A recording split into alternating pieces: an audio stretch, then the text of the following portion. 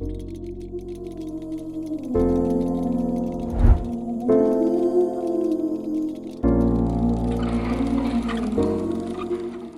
afternoon, my big stars. It's me, the brightest star, your host, Letaba Maluke, and this is Young, Popular, and Opinionated, your favorite podcast. In the words of the artist Dean Hutton, this podcast creates soft spaces for hard conversations. And what's harder than today's conversation? I mean, you've probably seen, on the socials, people talking about the imaginary link between misgendering and the price of bread. But I am here to tell you that bigotry will not only endanger your life alongside the lives of the people that you are harming for likes, but it's also not going to change the economy unless you're a privileged white man.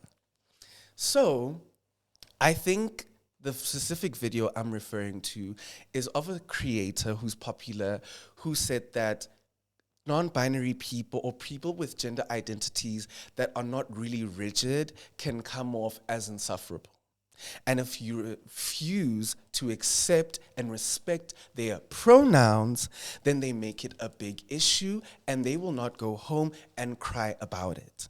But we all saw that this creator went home and in fact cried about it. And I need you to understand that misgendering in South Africa has never been an issue of pronouns, but an issue of safety. Right? A lot of non-binary people in this country only disclose their gender identity in spaces that are supposed to be safe. And if you are branding yourself as a thought leader, right? A thought leader. You also brand yourself as someone who is community-based, because who are you sharing this feminist literature with? Who are you deconstructing these systems with? Because these things cannot happen in your head or in isolation. You need to do them with other people. But if you're not willing to be in communities with other thinkers who can connect you to knowledge that you yourself cannot acquire on your own, because these systems were not built over the length of one TikTok. They were built over literal centuries by several people, upheld by several other systems. So how can you deconstruct them on your own? Are you exchanging information? Are you teaching or learning? Or are you simply screaming at us and want to gain followers? You need to decide. Because in South Africa, misgendering happens intentionally on a daily basis. If a masculine-looking woman simply posts herself existing on TikTok, you open the comment section and it's, "Oh, sis booty, should I call you mister?" And did that person disclose anything about their gender identity? No.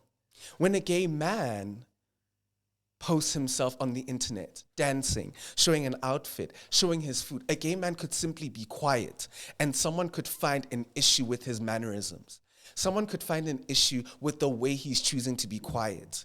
By the way you close your lips, I can tell you're gay. So do queer people in this country really need to make a fuss of their gender identity for it to be constantly disrespected? No. I mean, we have people who live in constant fear of using public bathrooms because they could get sexually assaulted in those public bathrooms. We have people who are afraid of using public transport such as taxis and would much rather spend money that they don't have on Uber for safety. And we know that even within those Ubers, there's still a risk. And I'm sure some of you don't know this, but if your Uber app shows you a car with a rainbow, that means that driver has specifically disclosed that they are LGBTQI friendly. But you don't always get a car that is LGBTQI friendly, and we know that in this economy, you simply tick boxes to get a job, even if you don't personally align with those beliefs, right? And so if we're going to come here and have these disingenuous conversations about how insufferable non-binary and trans people are, not only are you endangering them, you're endangering yourself. Because you are essentially saying that the reason why queer people are constantly in danger is because we are endangering ourselves. We are putting ourselves in danger because we don't have real issues, and the only issue we have is with pronouns. As if queer people aren't being murdered in this country every single day. As if queer people aren't losing jobs. in this country every single day, as if there isn't an entire show on Moja Love dedicated to helping kids from rural areas come out to their family. And they're often met with backlash and misunderstanding. Okay? Like, sometimes you really need to decide if you want to advance the interests of queer people or if you simply want to use their identity to gain more views.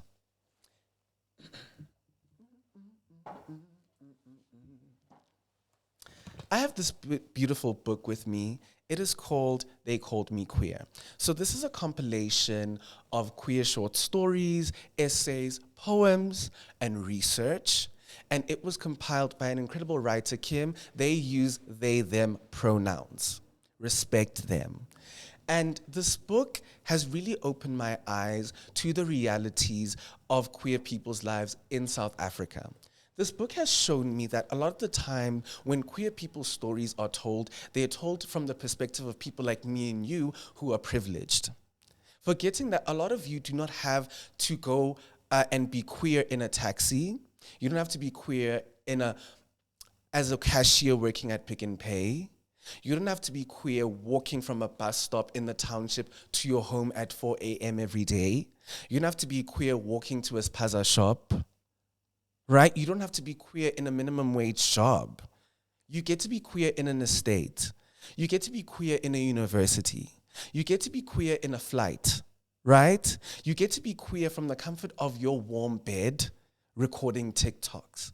But that's not the reality of the average queer person in South Africa. If South Africa is a majority black and majority poor country, that means majority of queer people are black and poor. Right?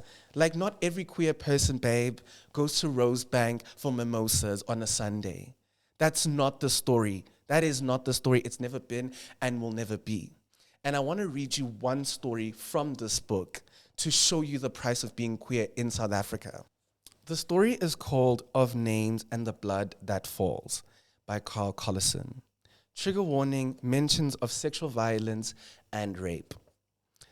Mainam, my name, he asks the audio recorder he clutches in his one able hand, as though it is the device rather than me who had asked him.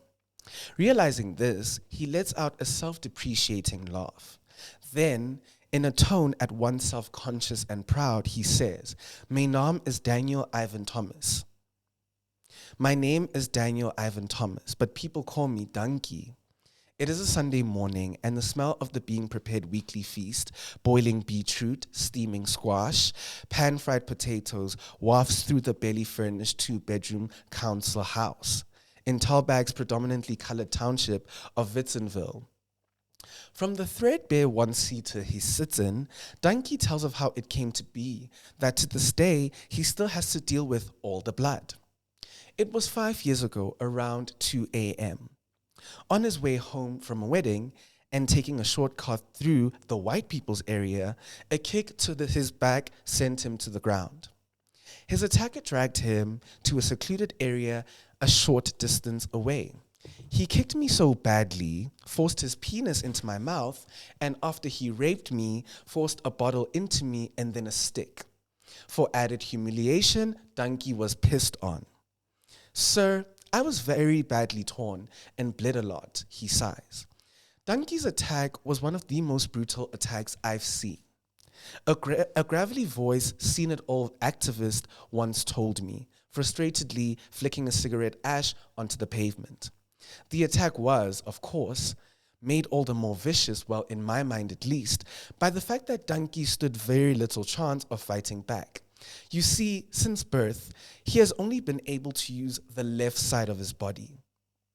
Cerebral palsy, the doctors said, once they'd eventually diagnosed it.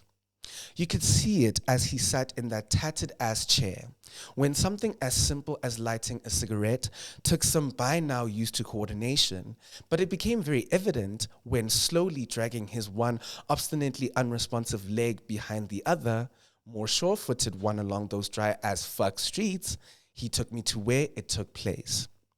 It's here, sir, he says, pointing out the tiny piece of land adjacent to a bone-dry ravine, screaming to be quenched and littered with discarded ShopRite shopping bags and empty plastic Coke bottles. It's where he raped me like that. Leaning his tiny frame onto a chest-high barbed wire fence, erected by officials with embarrassed haste after he reported the rape with "fuck the consequences" defiance. Donkey explained how, foiling his desperate attempts at escape, his attacker would again and again drag him back to inflict more and more hurt, entering him first with his cock, then with his bottle, then with the stick, then to piss on him. There was blood, lots of blood, always the blood. And you know, sir, I was a virgin, he says, repeating it several times. I was a virgin, a virgin. His attacker still walking free, Donkey is left with little more than the bitter memory. And of course, every time I do a number 2, it's just blood that comes down, he says. You know, sir, he adds, if you look closely, you'll see it's our people that are being exterminated, murdered, raped, beaten, killed, especially here in the Witzenberg area. Donkey knows it could have been so much worse, that he is one of the lucky ones. You see, there were others in that particular rural Western Cape region, so rich in fruits and wines, in pain and anguish. Others who have, or should we say, had names. Phoebe Titus, David Olin, Jakob Trump, Brendan Hufke, knifed, raped, dragged to their deaths in empty field or bustling streets, tortured, set alight. They had names. Names, stories, and lives forced kicking and screaming to relinquish all the hate behind that word that we all know so well, morphe. In the years, months, weeks, days, seconds before their untimely end, they were really nothing but morphes, morphe-niers, faggot fuckers, deserving of little more than a spit in the face. A knife rammed into the throat, pairs of feet repeatedly stomped on the head, a lit match laughingly put to a petrol-doused body. Pieces of plastic pushed into a mouth pleading pointlessly with perpetrators for pity. Their blood caking for a short while, as though in farewell to the soil which they came. There were, of course, those who had survived. Like Donkey, they'd survived. But he says, my being has been taken from me. My sense of humanity is gone. My dignity is gone, and here he is, still walking the streets. I mean, I am disabled. I have to go to the hospital permanently now. And I bleed a lot. The blood is still coming down. He says of the ineffective pills he's being given to stop its unyielding flow. He now uses sanitary pads, like a woman has to, he says. Or maybe just a piece of cloth or something. The blood will more than likely flow from him for a while. But it will stop. It will go. But what will not go is this. He has a name. Daniel Ivan Thomas, as he proudly says it. Daniel Ivan Thomas. They call him Donkey.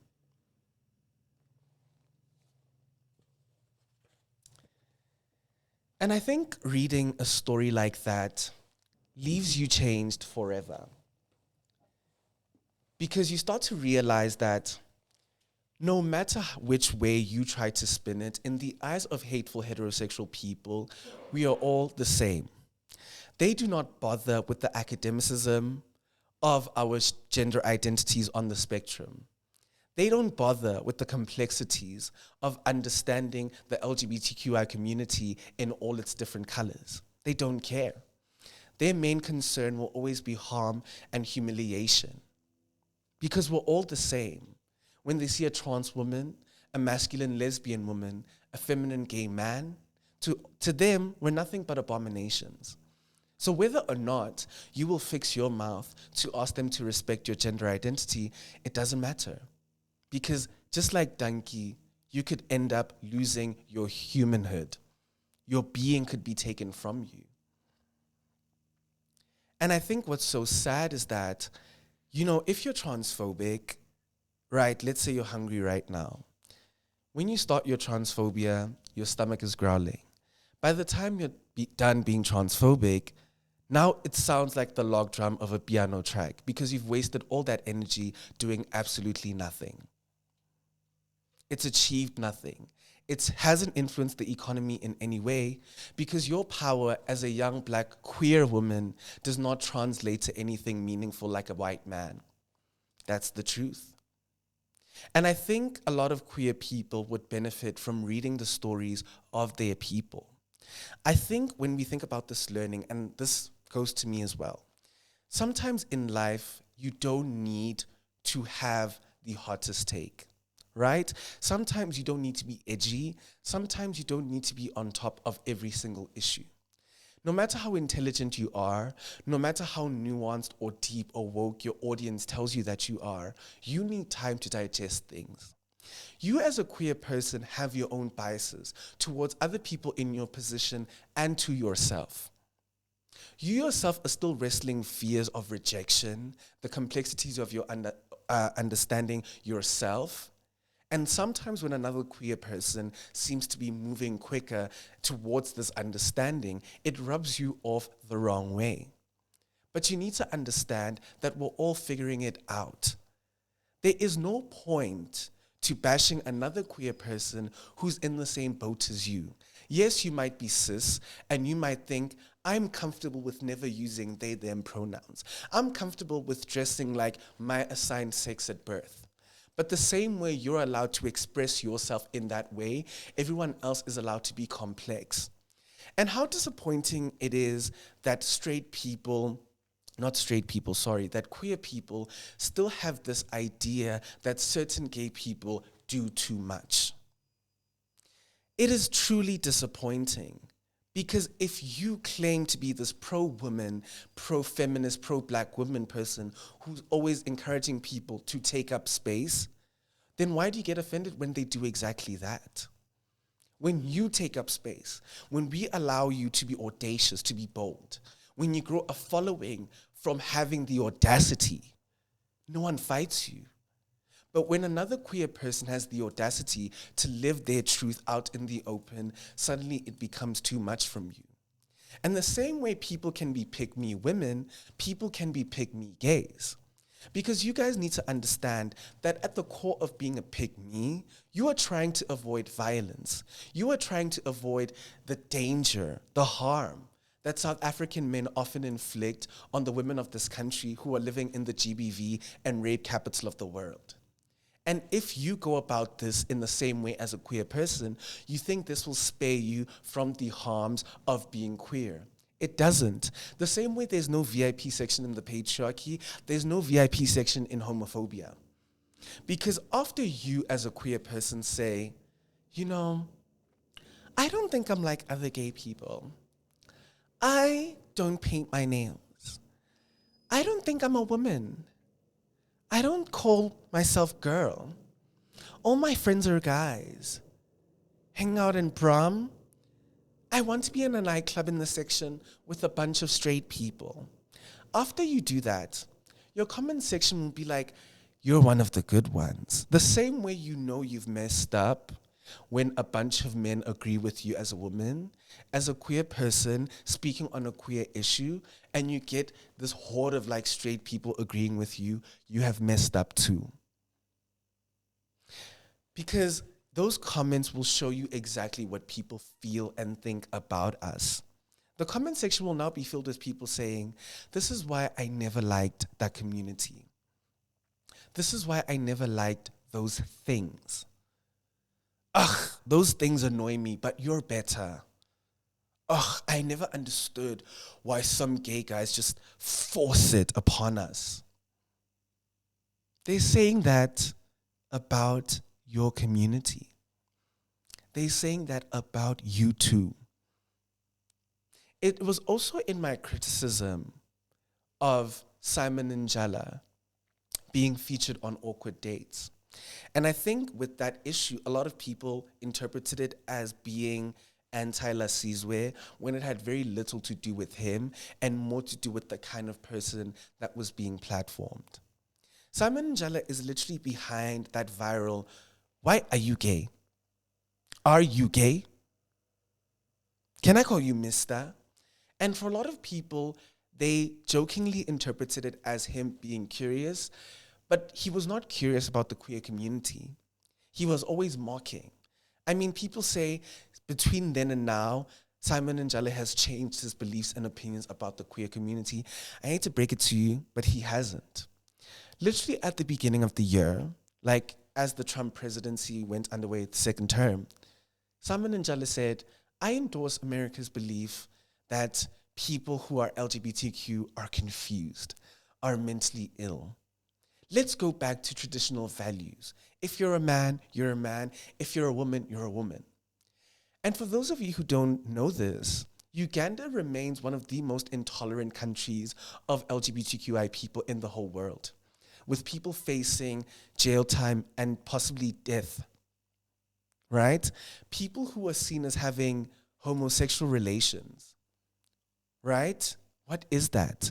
And some of them are even classified as pedophilia. You could even be jailed if you're promoting an LGBTQ lifestyle. That includes activists as well. And that is why Mr. Pepe Onzima, that same activist he was mocking, has lost hearing in one of their ears because of the very harmful beatings and the brutal beatings that he received from his work to advance queer people's interests in Uganda. All of this takes a simple Google search. And if that's too much effort for you, read. And if reading is too much effort for you, if you need an EpiPen after touching a book, maybe just listen. I mean, I think I stepped away from creating on TikTok for about 2 months because I also had to really interrogate how I felt about what I was putting out. Am I here to be praised? Or am I here to learn and exchange information? As much as people love my takes and love what I bring to the table, you also need seasons of listening. Not every season is for you to talk. Not every season is for you to have a say or a contribution. Some seasons are simply meant for you to listen and take in what other people have to say. And I mean, when 100 people have spoken about the exact same thing and have delivered their take, why do I need to add mine?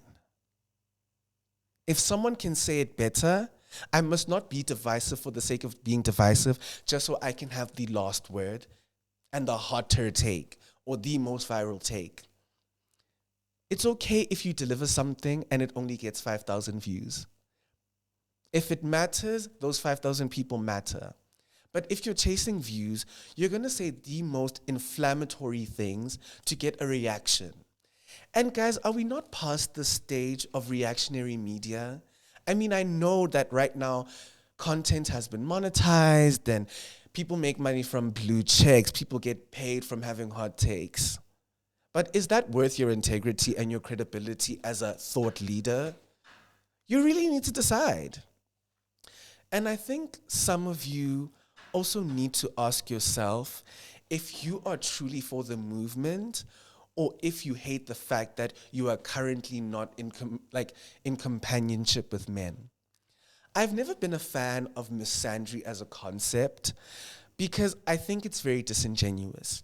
Some people make the hatred of men their entire personality because they wish they were currently in a relationship with men. Some people only know how to dislike men when they are separated from men. If I'm not dating a man right now, men suck. If I'm not with a man right now, maybe the GBV statistics are scary. If a man is not entertaining me in my DMs right now, maybe men are misogynistic. But that's not how it works. Some of you need to realize that you really have never cared about whether or not men have the ability and power to make the livelihoods of women difficult. You just care about the relation to you. I mean, a lot of you offline are submissive providers. A lot of you offline let men talk to you however. A lot of you offline allow men to get away with being homophobic. A lot of you take pride in the fact that your man is mean to everyone except you. You take pride in the fact that your man goes into every woman's comment section on TikTok calling her a hoe, but you're his princess. You take pride in that. You wait for misogyny to attack you for you to consider it to be an actual issue. And that's not how this works, my love. And the thing is, I understand. When a man breaks your heart, sometimes it makes you angry, it makes you bitter. You crash out. But that bitterness, give it a break. The thing is, there are ways to be in companionship with men without ever having to compromise your values. And unfortunately, so many queer people are still male-centered. I see so many queer women who still date men, throwing us under the bus for the approval of these men. I see gay men throwing us under the bus for the approval of men, watering their intellect down, their ambitions, their dreams. They put on this weird little baby voice just to sound stupid, but in actual fact, you're infantilizing yourself because you have to put up with a man who has very mediocre intellect. And if the intellect is mediocre, if you have to dial it back to accommodate a man, maybe that man shouldn't be in your vicinity. Just saying. I don't know, guys. It's really sad because I think about how it's taken me a long time to not consider myself to be too much, because I think this idea that you're too much is very patriarchal. It's very misogynistic, right? It usually just means that you believe in yourself a bit too much. You care too much. You're too smart. You move through the world with too much honesty. Because men get away with being small, right? Nothing makes you smaller than being a big man. Men's intellect, men's values are held at an incredibly low standard. And it's sad to see that infiltrate the queer community. Right? It's sad to see the queer community become so deeply anti-intellectual. When queer people's interests, when queer people's communities were literally built around that. Queer people's communities were literally built around safety, exchanging ideas, exchanging art, exchanging joy. But now queer people's communities are built on social media aesthetics, 15 minutes of fame, and simply who you're going to bed with. I mean, isn't it weird that you will have queer people going in a back and forth with each other saying, I think you're too woke? Imagine hearing too woke coming out of the mouth of a queer person living in South Africa. On paper, we are tolerant, but you know very well that when you swipe for your potatoes at Pick and Pay, you deepen your voice. You know that when you go to the police station, you have to wear a basic outfit. You know that when you get into an Uber, you have to laugh at misogynistic jokes. Never mind the fact that you're not attracted to women yourself. You have to mask yourself. So now you're masking yourself in the heterosexual world, and now you're masking yourself in the queer world too. It can't be. It cannot be, my love. Cannot be. It is deeply frustrating, and I'm like constantly thinking, about how even myself as a queer person, I've sometimes felt sidelined because I see the kind of queer person that's currently being celebrated. Queer people in South Africa are only tolerated if people can either fetishize you or make you a caricature very quickly. Right? Because the thing is, and I don't want to make this seem like I'm also aiding and supporting the bigotry, but there needs to be a conversation that is like had about how certain masculine presenting queer women are attracted to the toxicity of straight men. They want to emulate their ideas. They want to emulate their misogyny. The way they talk to more feminine presenting women is nothing short of a nightmare. They want to attach themselves to these rigid gender roles because they think these gender roles are what will get them accepted by straight people. The same thing goes with certain queer men. They want to co-sign the most harmful parts of heterosexuality. And I think that's what's so terrifying, right? I don't think heterosexuality in and itself is horrible because, I mean, that's what they think of us. And I'm not going to fight fire with fire, right? But it's funny how when queer people want to mimic heteronormativity, it's always the scariest part of it. Like, you want the dating dynamics that they have with the violence, with the shouting. I mean, I fully believe that queer people also need to learn how to set the tone for their own relationships in a way that makes sense to them. It doesn't always need to be, oh my gosh, like heterosexual people, oh my gosh, like we need to be like them. Because you guys are picking up the weirdest parts of it. And quite frankly, I have had enough. Oh my gosh. Oh my gosh. It's really frustrating because I want us to keep growing. I want us to keep exchanging. But how will we do it if the only concern I have is myself? Oh, we're never going to do it. We're never making out of the hood, dog. Look at our feminists. So I don't want to go on too much about this because I feel like I've truly said what I wanted and needed to say. And now it's up to you guys to interpret it yourselves. And I've seen so many of your lovely opinions on it. And I want to hear your opinions on it in the comment section. And I want to take this moment as well, since we're on the topic of queer people in South Africa, to announce a new segment of the show that is literally inspired by this book.